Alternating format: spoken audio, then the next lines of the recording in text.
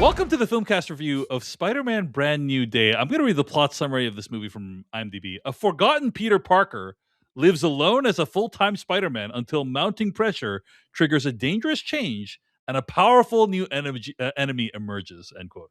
That could probably be the summary of a lot of Spider-Man movies, but it's the plot of this one, which made over $350 million in its opening weekend of the box office. And I'll be honest, guys, I was pretty encouraged that Spider-Man could make over $350 million and Odyssey makes over $50 million in the same weekend. It really shows that, hey, maybe a pre-COVID level movie going environment is possible. Who knows? Who knows? As long as you put those three actors in it, you got it. That's the key. That's the key. Only those three. As long as Christopher Nolan's directing one of those movies and you put those three actors, you're going to be fine. You're going to be fine. Anyway, so this movie is clearly a massive success. People still love Spider-Man. Jeff Kanata, we're going to start with you today. Give us some insight into why people love this movie. That is, of course, assuming you did love this movie as well. Well, Dave, I guess you could say what I thought of Spider-Man Brand New Day is best summed up in the form of a limerick. Let's hear it, Jeff. This latest installment gets right how Spider-Man moves, swings, and fights. Nice. Though it goes someplace more, it knows at its core he's just a flawed human in tights. Mm-hmm. I loved this movie so very much. This is, I venture to say, if not my favorite of the Tom Holland Spider-Man, tied with No Way Home. No Way Home is such a different beast. It's such a special thing. Yeah. It's hard to even kind of put it in as a Spider-Man movie because it's not just a Spider-Man movie. It's like the Uber Spider-Man. It's like it's doing this. It's like the Avengers It's like the Avengers Endgame of Spider-Man movies. Right? Yeah, it's doing a different magic trick that isn't. It's not even fair to compare it to all the other Spider-Mans. You know, it's kind of its own thing, and I love it for what it did. But it didn't provide like a core Spider-Man movie. It provided a Spider-Man movie for people who've lived through 30 years of Spider-Man movies, right? So, I don't kind of even rank that. But I would put Brand New Day above Homecoming and Far From Home. It is one of my favorite Spider-Man movies, and the reason for that is it both lives inside the Marvel universe and has that special thing that Marvel recognizes is special for Spider-Man in that he gets to bump into other characters like the Punisher and Hulk. But he does that in the other MCU Spider-Man movies too, right? He's bumping into Doctor Strange and he's but it doesn't feel like it gets in the way of it being a great Spider-Man movie. This movie certainly, has other agendas that we will get into in spoilers as far as setting things up in the future or tying into a larger tapestry. But it felt like even Homecoming and Far From Home were a little bit more slavish to that agenda than being their own Spider-Man movies. Wow. Okay. For me, and the first 20 minutes of this movie is basically the perfect Spider-Man movie to me. I agree with, yeah. Sure. The first 20 minutes of this movie is what I wanted to see. It's not, hey, Spider-Man has a super high-tech suit that Tony Stark gave him. Right. It's not, oh, Spider-Man is just this kid trying to live up to the Avengers. It's full Spider-Man. It's the closest realization to like the classical conception of Spider-Man on a big screen live action that I think we've ever seen. And it does the awesome thing I where think that's right. We montage a little bit of different fights with different supervillains and what it's like to be Spider-Man. And I was like, oh my God, this is it. I'm watching the thing that I've always wanted to see. We're just dipping into full Spider-Man mode. and it's delightful. It's so fun. Tom Holland is great. The choreography of the action is awesome. There's everything I could want in that first 20 minutes. And the movie, I think, goes to a couple of places that I don't love. We'll get into in spoilers, but for the most part, it's emotional. I'm inside Peter's dilemma. I'm with him. The way he handles it is awesome. The things that happen are awesome. The set pieces are phenomenal.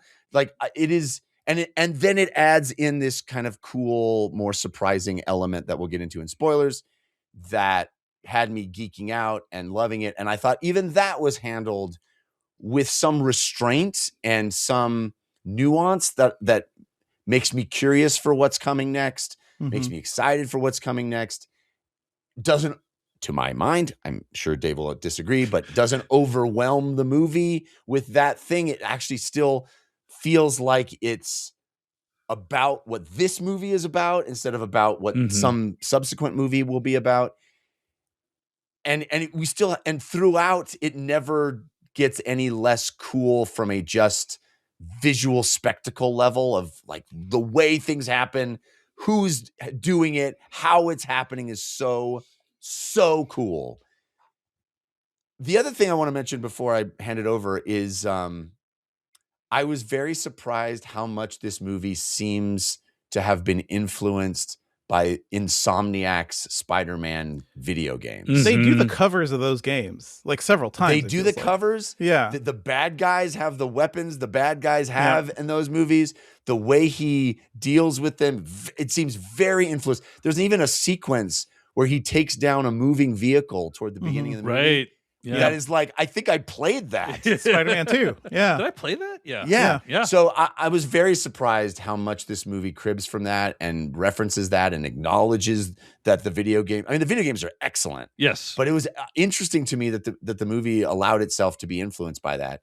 But man, this was a home run for me. I was just delighted. I was flying on air when I left the theater, other than the fact that the post-credit scene is probably the worst post-credit scene. PSA, do not sit through the credits. Yeah, you don't have to. It is not worth it. It is shocking because you have one of the highest effort Spider-Man / Marvel films you've ever seen, combined with one of the lowest effort post-credit scenes that has possibly the lowest effort post-credit scenes, especially in a time when they're literally building to something big right now. That should have been like a 5-minute sequence or something. I was expecting one of the coolest. I was excited. Something. Yeah, I was like, this is gonna be, There's two things, like what the movie brings up. I was like, well, we could have a post-credit scene about that, or the fact that we're having Doomsday right around the corner could have a post-credit scene about that. In fact, what happens is the most flat, disappointing post-credit. Really bad, really bad. Yeah. Anyway, other than that, home run for me. Devindra Hardawar, your thoughts on Spider-Man Brand New Day? Many thoughts about this movie. I also think it's my favorite Tom Holland Spider-Man. I think Destin Daniel Cretton, who is a director I've loved since freaking Short Term 12, Shang-Chi proved that he has an incredible eye for action. And it's not just the action. Like, I think the tableaus in this movie, they're just like slow-mo shots of Spider-Man versus tons of enemies. Like, this is beautiful. This is, where was this visual, like, just inventiveness, this sort of like, just sense of visual, like, mastery. It was not really there in the other movies.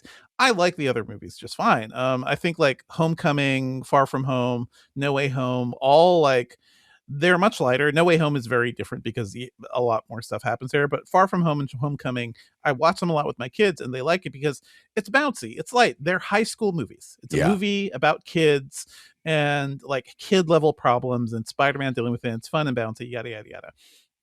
I expected, as much as I like this movie, Dave, you just said something that kind of triggered me.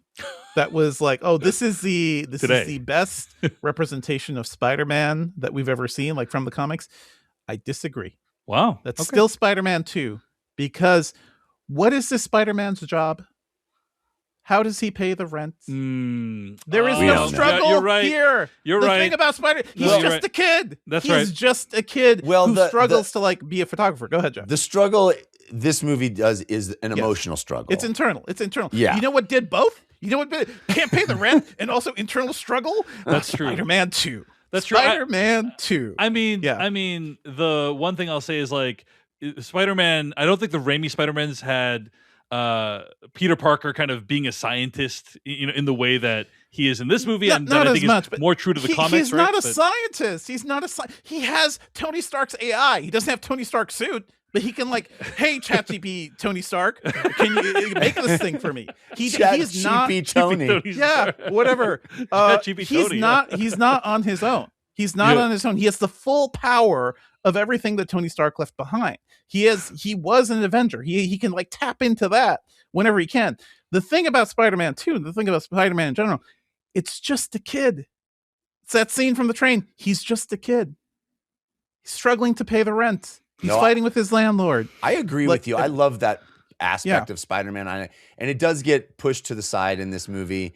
But I think the movie's got so many other things going on I mean, this movie captures his spiritual like loneliness and isolation. It does in a way that I think that's arguably fine. Even Spider-Man 2 doesn't. But that's not like, I've read a lot of Spider-Man comics too. It's like the thing about him is that he's not one of the X-Men. He's not like just a pure Avenger. He's not just like Thor, or like he has a whole like other planet to go to. He has to pay the rent. Yeah. No, he has you're to right. do the work. Okay. The rent like there was too something high. Yeah. Fair, Devindra. There was something always inherently relatable about Peter Parker because he was one of us. And this Peter Parker is a full-time Spider-Man.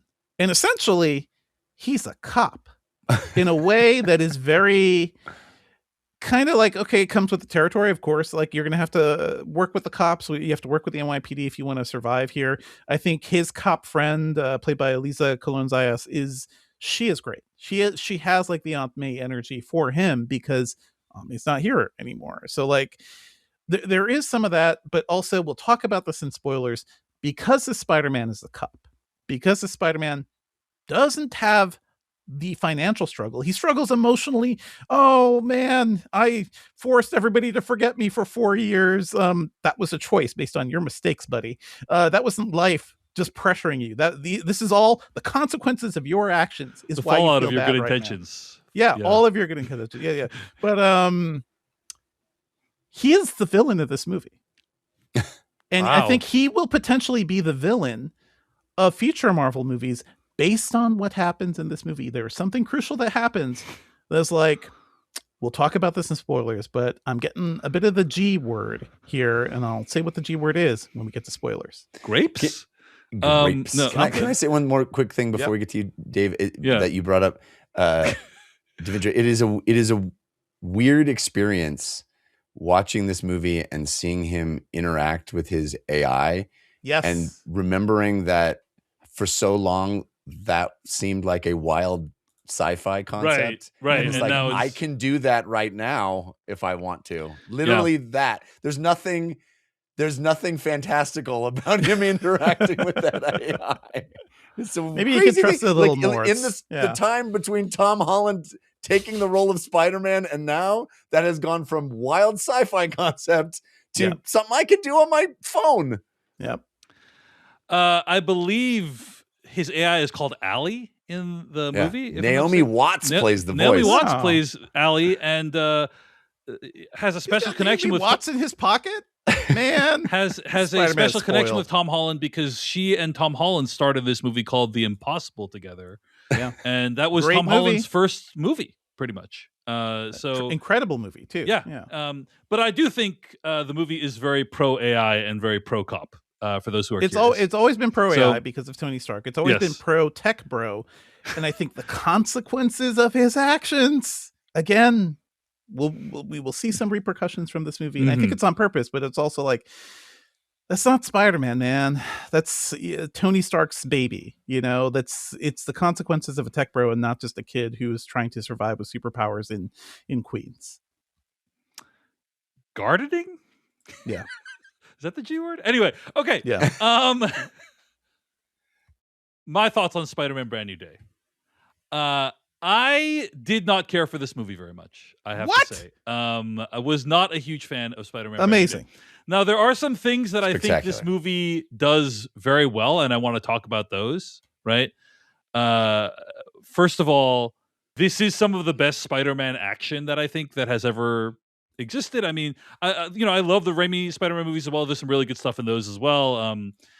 But yeah, I mean, when I think of like Spider-Man action scenes from the John Watts movies, right? The only one that kind of comes to mind is the one from No Way Home at the Statue of Liberty, right? That one was kind of had some interesting ideas. A lot of them felt like they were cribbing on the Raimi one, like the boat splitting in half from Homecoming. It feels a lot like the subway thing. I think most of the action in the Spider-Man, the Tom Holland Spider-Man movies has been pretty forgettable, I would say.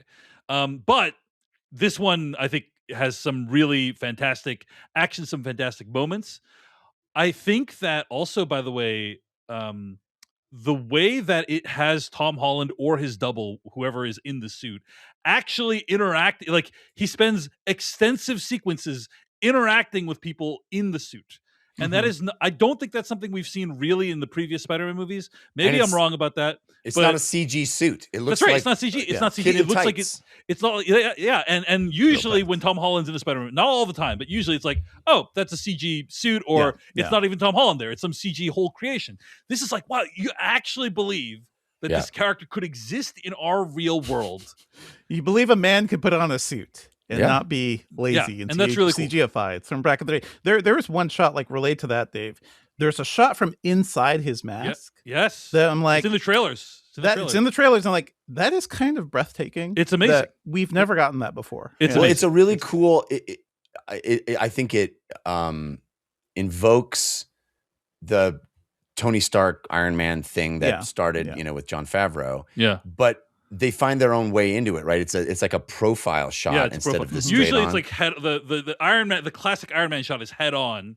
Yeah, right? But they have him like, it's like the camera's like right here, like next to his eye. Cool. Such a neat idea. Yeah, and it like shows like how intense it must be to be Spider-Man. Something that people talk about with the games, Jeff, right? Is this game makes you feel like what it must feel like to be Spider-Man, and it's like this movie at points makes you feel like what it feels like to be Spider-Man, and that's kind of cool. Yeah, there's a couple of first-person shots too. Yeah, I don't recall that, but you don't recall the first-person stuff? There's a number of shots where it's from the first-person perspective, swinging through the city and stuff. Yeah. Oh yeah, there's one where he that's flies through a bunch of pigeons. Yeah, you're right. Yeah, you're right. Anyway, so some very cool stuff there. I also really like that, like the stuff in this movie that has to deal with the consequences of Spider-Man No Way Home, I think is great. It is the best stuff in the movie, and I really appreciate that they didn't just say, "Hey, we're just gonna undo No Way Home." Like they could have just been like, "We're undoing No Way Home." Like that was silly. Like everyone knows we want Peter Parker and MJ to kiss, so like we're just gonna like undo No Way Home and everything's gonna be fine. I do think if they did that, there would be riots in the streets. No, there would not. I don't think you can do. There would not be riots in the street, Devindra. But they didn't. Look at how many people went to this movie right now. Like they didn't go. Yeah, they didn't do that. Yeah. They didn't go that way. I think they took the braver approach, which is we're not going to do it that way. We're going to actually like honor, theoretically. We're going to make that the subject matter of this movie, basically. Yes. Well, it's the subject matter of half of this movie, in my opinion, right? And that's where my complaints come in, which is that this is the most, in my opinion, this is the most MCU out of all the Spider-Man movies. And I say that parentheses pejorative. And it obviously introduces some really big new elements that we'll talk about in just a few seconds that don't overwhelm the film, Jeff, but I do think it's like a whole separate movie that is unwieldily and unconvincingly welded on to all that other stuff I was just Let me ask you a question about that. I mean, we have to get to spoilers to talk about it, really, but I think it's only because it's like in the context of the movie. If I just show this to my kid without any context, it's just the bad guy of this movie. Yeah. And a cool bad guy too. I would, I have more thoughts. Why don't we get to the spoilers? Yeah, okay. Let's get so, but I'll say that to me, it feels like all of the stuff that is like the MCU stuff of like, hey, he's bumping into all these characters, hey, we're introducing all these huge new concepts that are going to pay off in future films. Take away from what I think is actually a really great, legitimate, emotional core of this film in a way that hurts the movie significantly. and is less interesting, honestly, than what is here. So I could see that. One thing before we get to spoilers, I think it's fair to say they're marking the hell out of Punisher being in this movie. I don't why him. Daredevil is right there. They are thematically and like so much more aligned and more interesting as characters. I understand John Bernthal is big, right? John Bernthal is a star, right? And Daredevil guy is not like a big name in movies. But why even tease Daredevil in Homecoming and like not give us that? Like not give us. That's what really. That's one of the big things that kind of pissed me off. I agree. I would prefer Daredevil. I think the fun of Punisher being there is that he's the opposite of Spider-Man, right? Sure. And that's the movie gets to have that fun of Spider-Man wants to be your friendly neighborhood Spider-Man and not hurt anybody and just kind of do the right thing. And Punisher's like, fuck that, I'm gonna shoot you in the face. Murderer. Why are they hanging out? Well, the craziest part of this to me, I don't think you guys watched that Punisher. Right, Punisher Last Kill. No. Did you guys watch that? No. But the idea that character, Punisher Last Kill, like the idea that there might be some kid that comes home and is like, oh, there's this Punisher. We can watch, Mom and Dad, can we watch the Disney Plus show of the character that I just loved in the Spider-Man movie that we all went to and had a great time? And then you put that on, and it's the most hard R, dark, like brutal.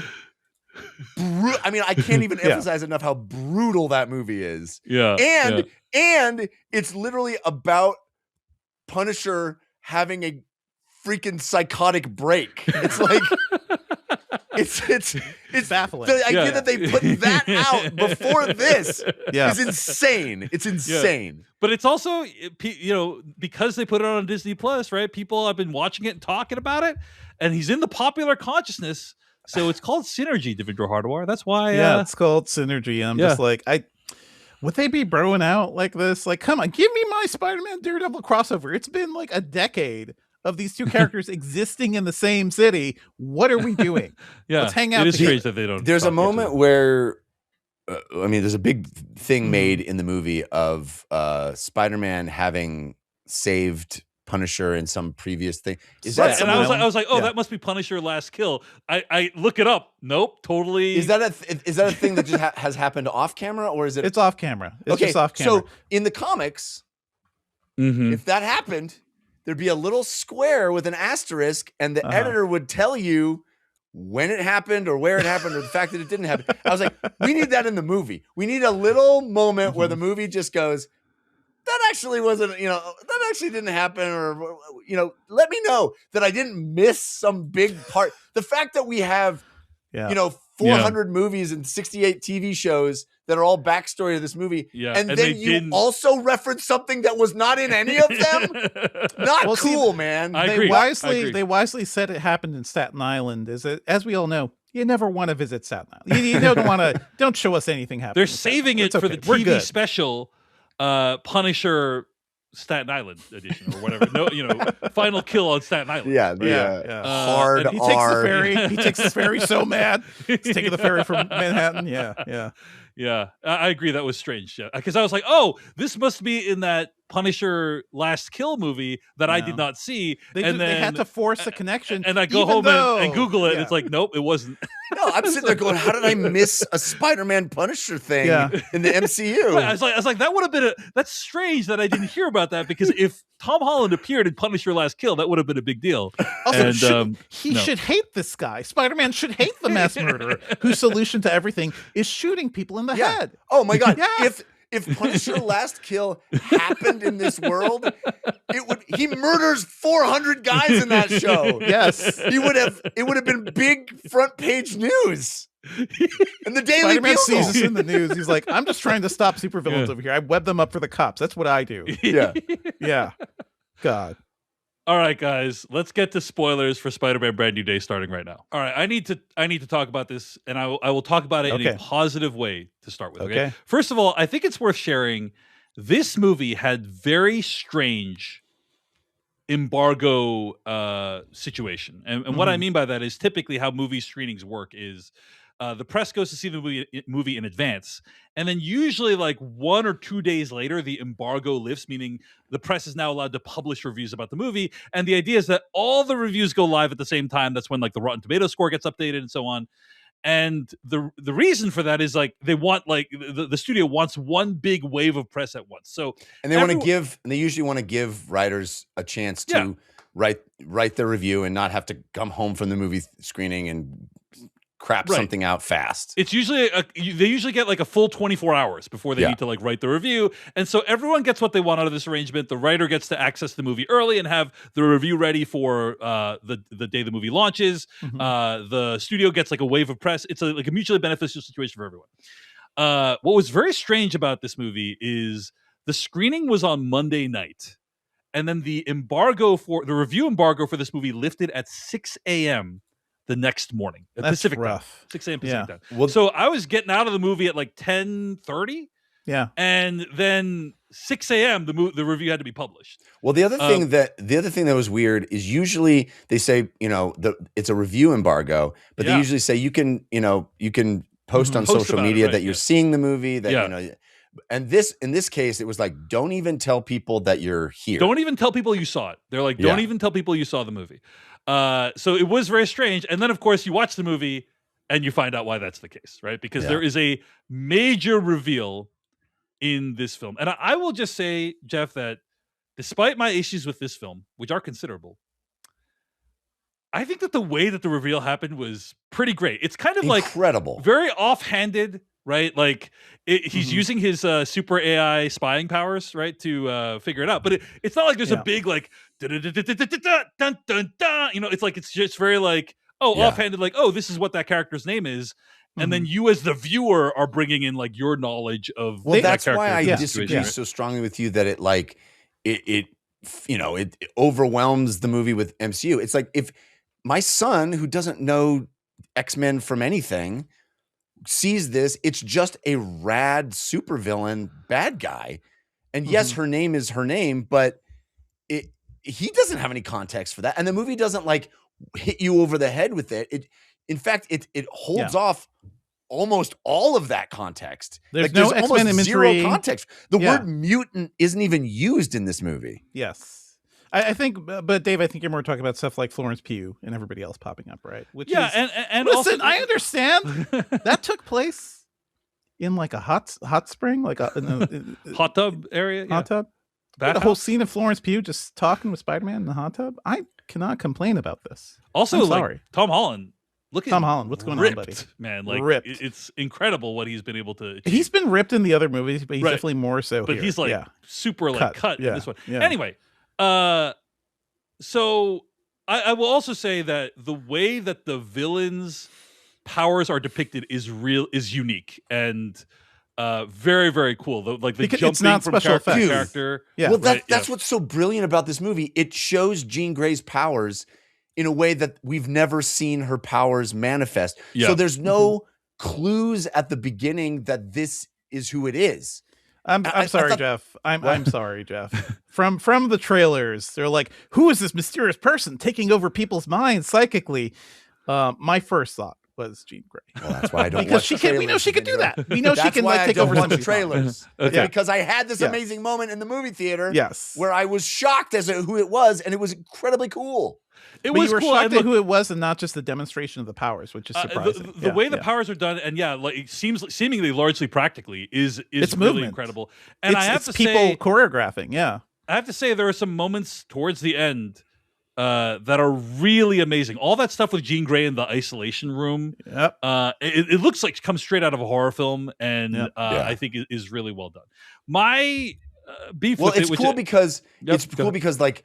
There's so many red herrings. The VMAX thing is a red herring. And the reveal of what the VMAX is like pretty good. It's like a pretty good reveal. It is a horror movie reveal. It's is a horror movie reveal. God. That's right.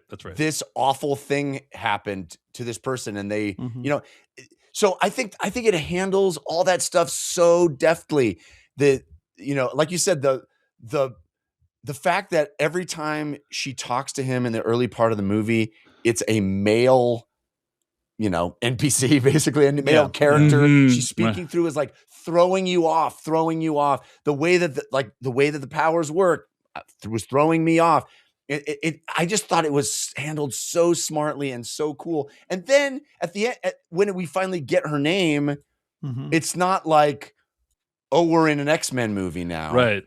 We're still in the antagonist for a Spider-Man movie. Yeah. And we're not pushing into, there's no Charles Xavier showing up. There's no I thought it was very light touch around all that stuff. And it still let it be, the Spider-Man movie, but had that juice that made me geek out, I thought she was going to take the bus to the Xavier school. Me too. At the end, Yeah. We don't even get that. It's just the bus going up the highway. I thought that was going to be the post-credit sequence, frankly. Yeah. It wasn't. The thing in the movie that my only negative of the movie, frankly, was mutating Peter.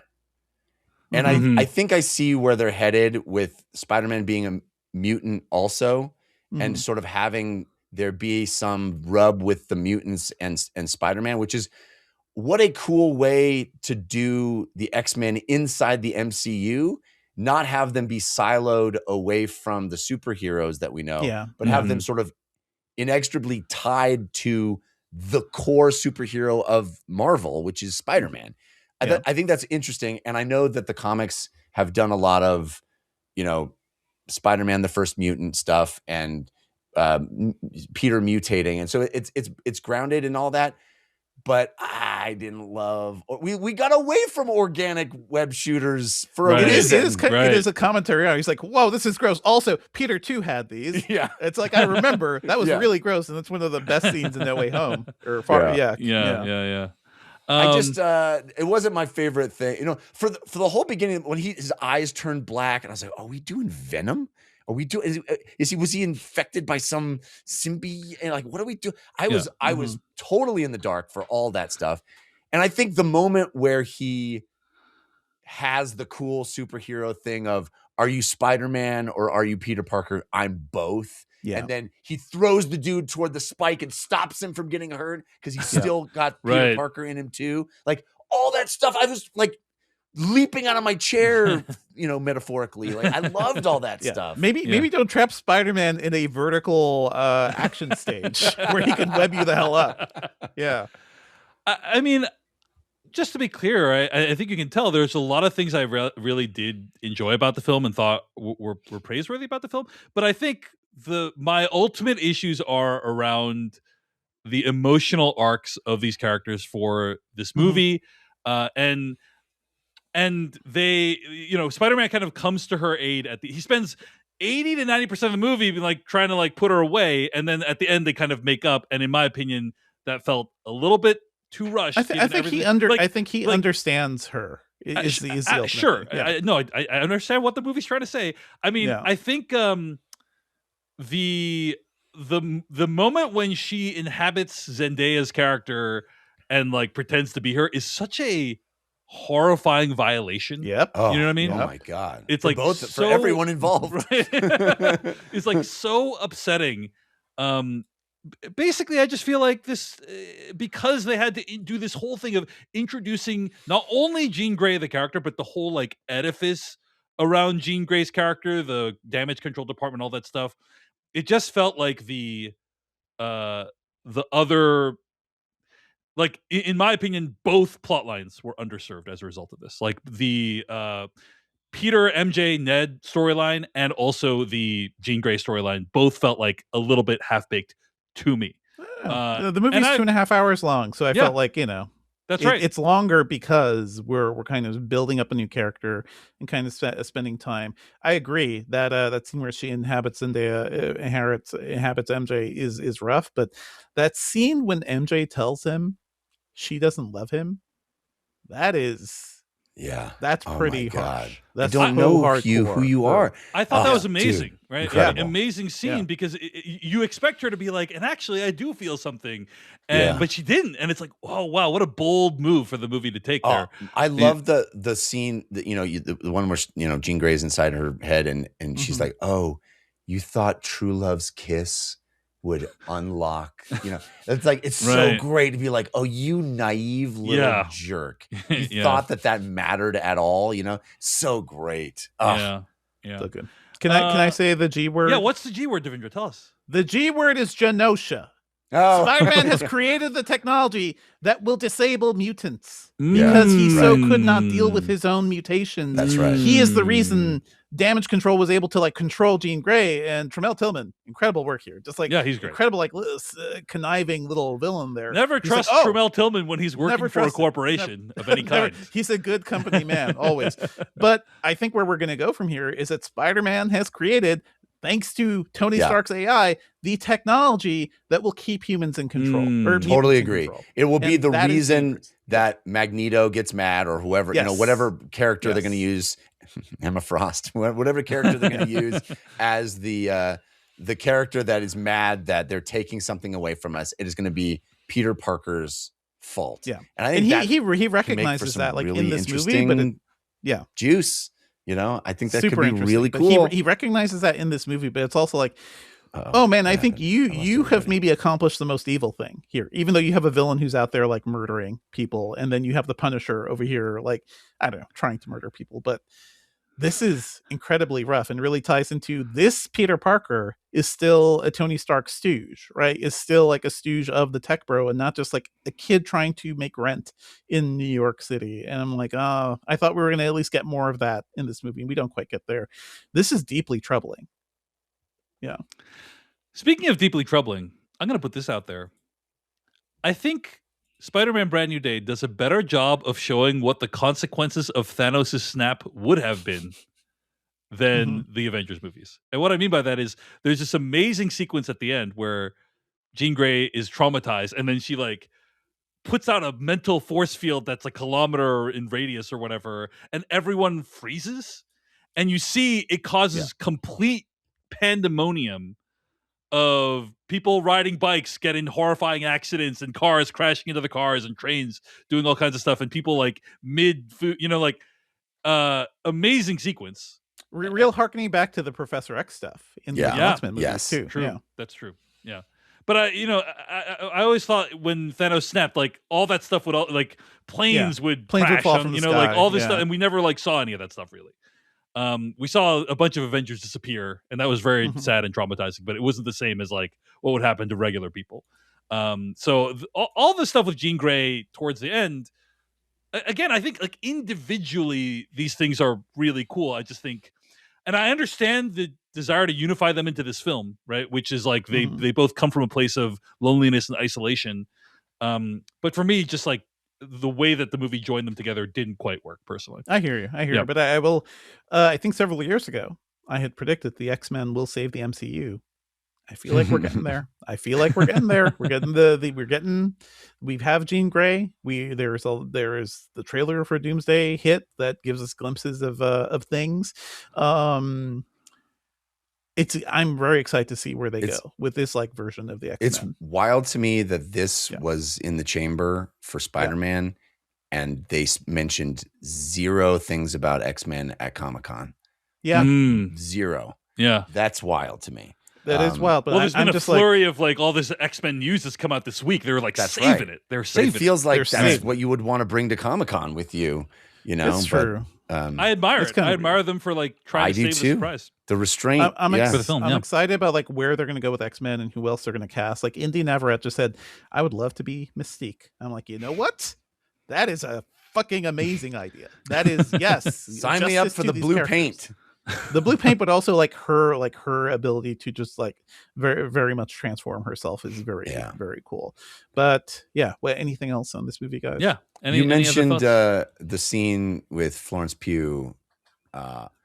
I couldn't help but think this is a massive shout out to my friend Greg Miller from Kind of Funny, who single-handedly put shirtless Spider-Man in the world's zeitgeist. Yeah. And shirtless Spider-Man got put in the video game, and now there's shirtless Spider-Man in the movie. Like, how must Greg feel?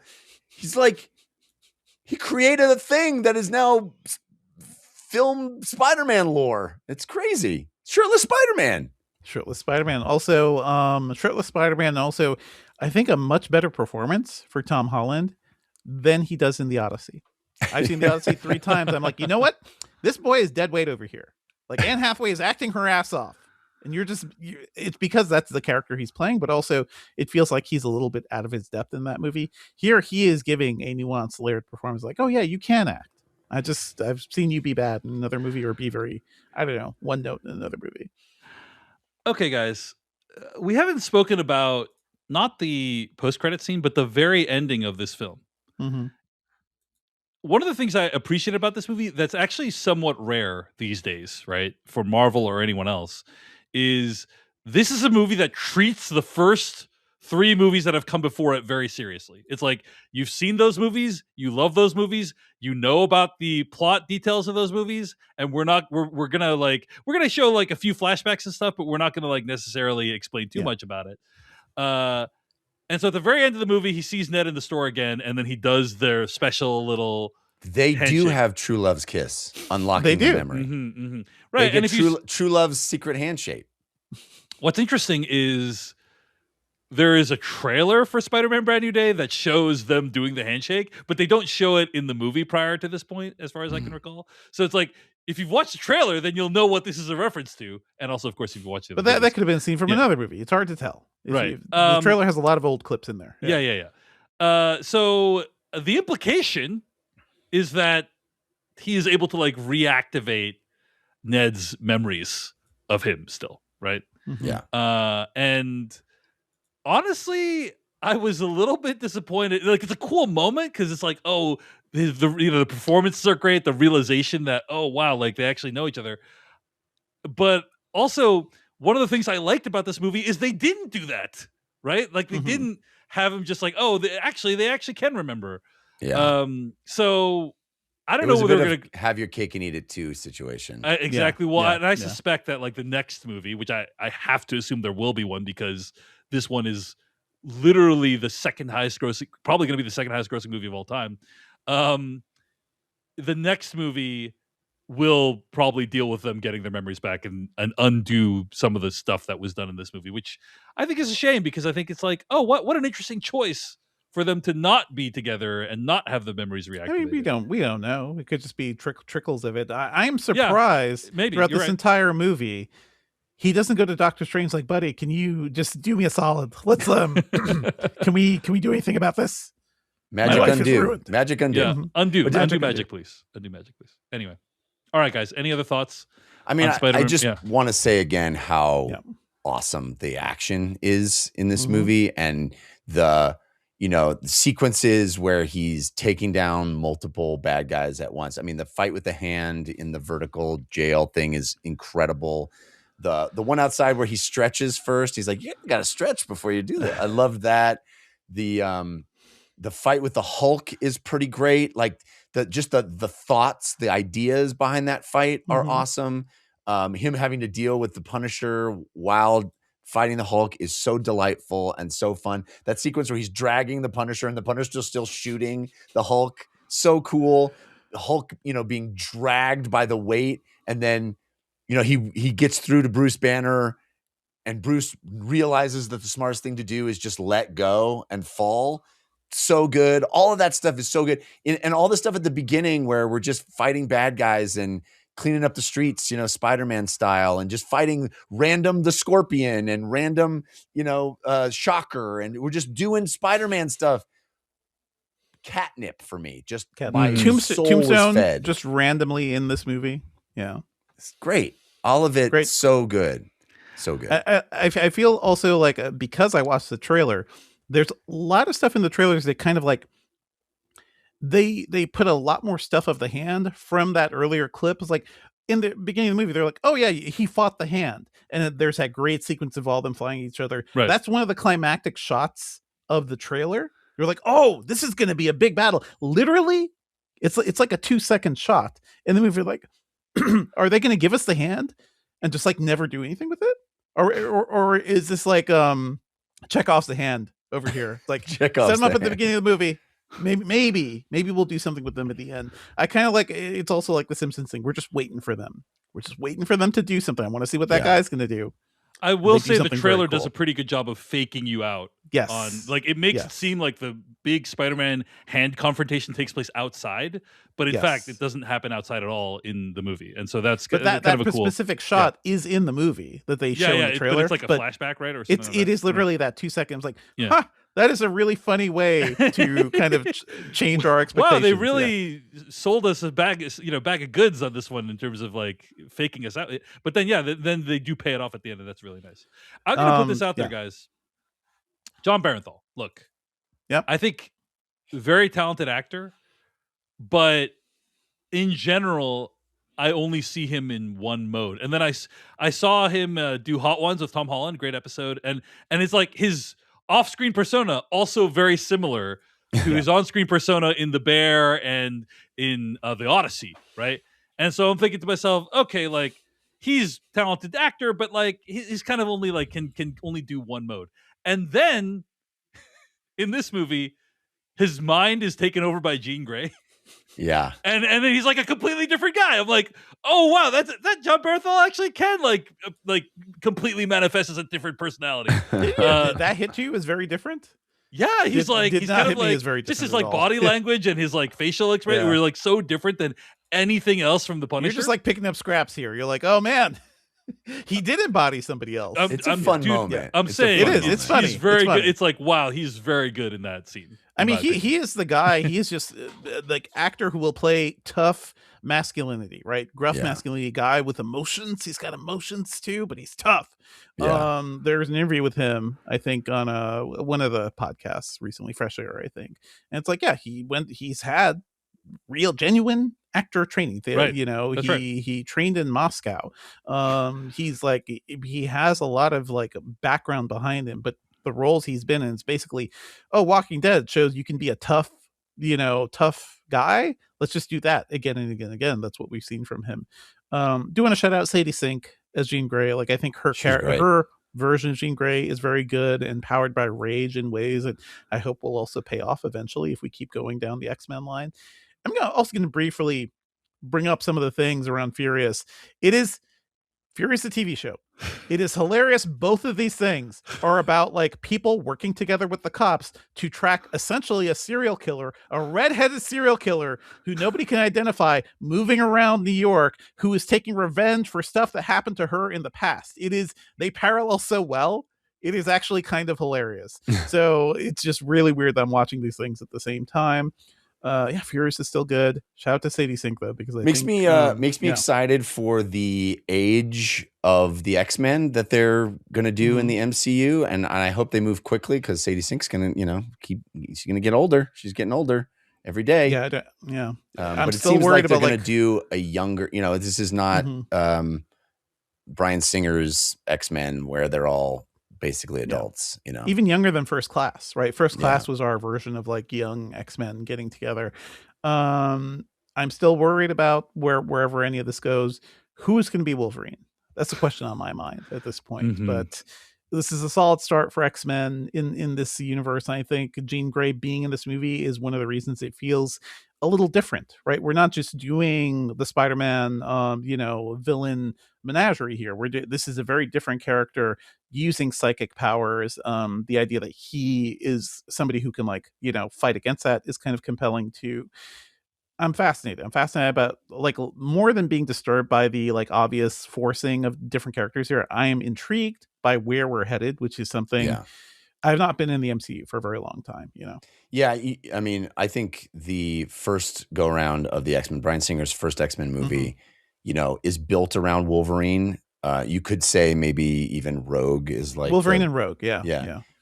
The fact that they seem to be building the universe around Jean Grey here is really interesting to me. And I think that the take on X-Men is going to be significantly different than we've seen before, and that makes me very excited. Well, at the end of the day, guys, it is really impressive that Destin Daniel Cretton made a movie. And hopefully you all are out there enjoying it in theaters, safe and sound. thank you so much for watching this video of the Filmcast. Check out these other videos that we have available, and be sure to hit like, subscribe, and hit that bell icon to get other videos from us in the future. You can also go to thefilmcast.com to catch all of our audio podcast versions of all of our episodes. And support this podcast at patreon.com/filmpodcast, where you can sign up for ad-free episodes and exclusive After Darks. Thanks so much to everyone who makes the Filmcast possible.